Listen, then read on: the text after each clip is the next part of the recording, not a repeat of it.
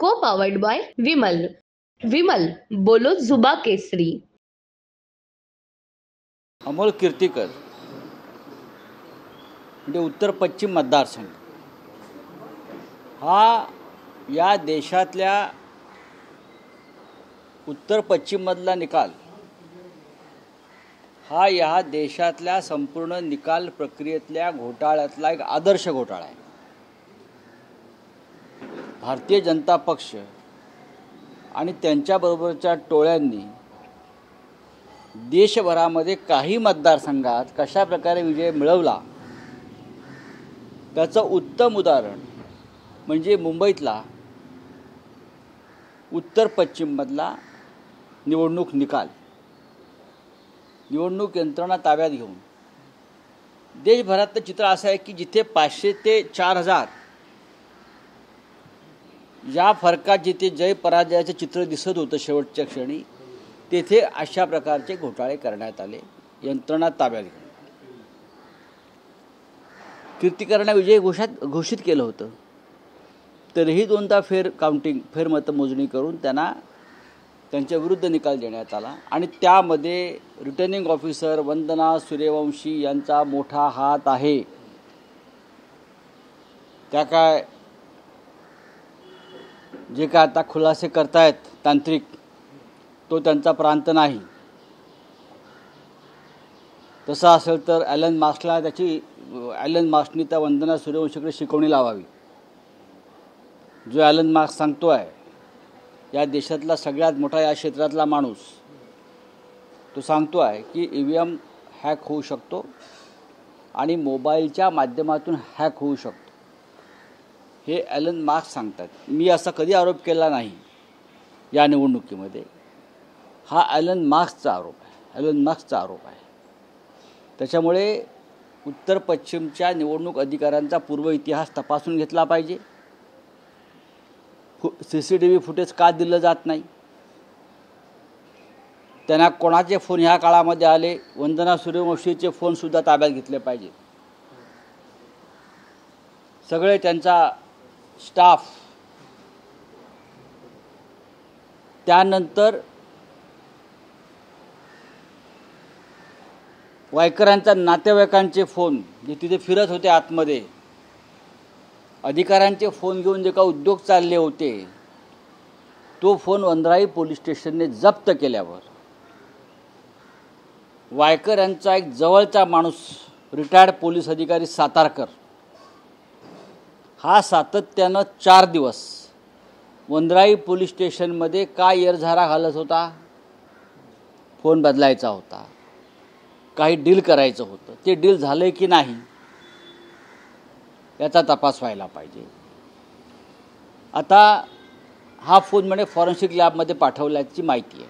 मी आज ट्विट केलं आहे. पुण्यातल्या पोर्शे कार अपघात प्रकरणामध्ये जिथे ब्लड सॅम्पल बदलून फॉरेन्सिक लॅब गुन्हेगाराला वाचवू शकते, तिथे या फोनचं काय घेऊन बसला. या सर्व लॅबचे प्रमुख हे गृहमंत्री देवेंद्र फडणवीस आहेत आणि त्यांच्यावरती एकनाथ शिंदे आहेत. हे जो आता लक्षात आलं आहे, त्यांनी उत्तर पश्चिमचा निकाल कसा चोरला ह्याच्यावरती त्यांनी विश्वास ठेवावाच लागेल. वंद्राई पोलीस स्टेशनमधून फोन बदलण्याचा प्रयत्न झाला, तो यशस्वी झाला आहे का, हे सातारकर कोण आहेत आणि कोणाचे नातेवाईक आहेत जे सतत 4 दिवस वंद्राई पोलीस स्टेशनमध्ये येरझारा घालत होते. CCTV फुटेज काढा, त्यांचं तिथे काय काम होतं आणि त्यांचं काय डील झालं हे सांगा, नाहीतर मी सांगतो.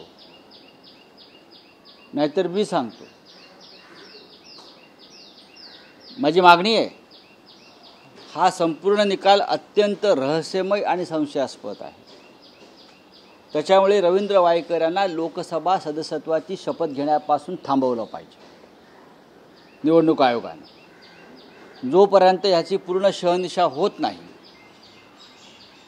संशय दूर होत नाही, तोपर्यंत रवींद्र वायकर यांना लोकसभेच्या सदस्यत्वाची शपथ घेण्यापासून थांबवणं हीच लोकशाही आहे. ही लोकशाहीचे संकेत आहेत. चोरून ज्याने विजय मिळवला तो लोकसभेत जाऊन शपथ घेणार, अशा प्रकारचे या देशामध्ये किमान 45 निकाल लावण्यात आलेले आहेत आणि अशाच निकालांवर भारतीय जनता पक्ष विजयी झालेला आहे. बोलिए.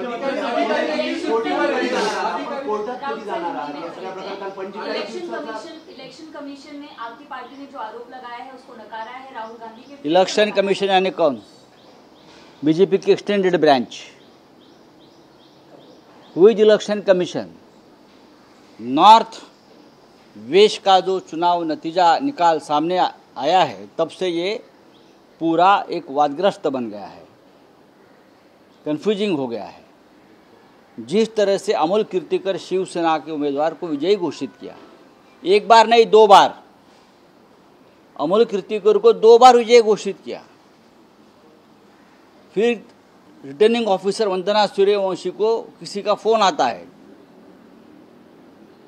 और एक इलेक्शन ऑफिसर दिनेश गुरव का फोन लेकर, अंदर फोन लेकर जिसका ऊपर OTP है या अनलॉक कर सकते हैं ईवीएम मशीन या छेड़छाड़ कर सकते हैं ईवीएम मशीन से, वो फ़ोन लेकर शिंदे गुट के उम्मीदवार रविंद्र वायकर का एक रिलेटिव अंदर घूमता है और फ़ोन यूज़ करता है. सीसीटीवी फुटेज पे दिख रहा है. और वंदना सूर्यवंशी ने ऑब्जेक्शन नहीं लिया है. अब उनके ऊपर FIR लॉन्च किया. अब ये फ़ोन उनको विजय घोषित किया वायकर को, टोटली इलीगल. वो हारा हुआ आदमी है. अब वो फ़ोन जब्त किया है हमारे दबाव के बाद. अब वनराई पुलिस स्टेशन से वो फ़ोन बदलने की कोशिश चल रही थी 4 दिन से.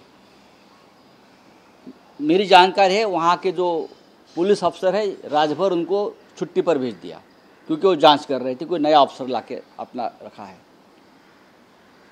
कोई सातारकर नाम का एक रिटायर्ड पुलिस ऑफिसर जो वायकर के रिश्ते में है, वो वहाँ 4 दिन से कुछ डील कर रहा था वनराई पुलिस स्टेशन में.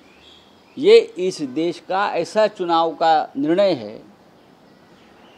कि देश में ऐसे कितने चुनाव क्षेत्र में इस प्रकार से जो 100 या 1000 के दायरे में हार जीत हुई है, वो सभी क्षेत्र में उस प्रकार से चुनाव के नतीजे अपने कब्जे में लेने की कोशिश हुई है प्रशासन के माध्यम से. और मुंबई का नॉर्थ वेस्ट का चुनाव परिणाम उसका एक ज्वलंत उदाहरण है, किस प्रकार से चोरी मारी लूटमार की गई है. मुख्यमंत्र्यांचं म्हणणं आहे की जिथं निवडून आले तिथं इस्तेमाल वोटिंग के लिए किया जाता है. आमचा हा आरोप नाही, आम्ही हा आरोप केलेला नाही.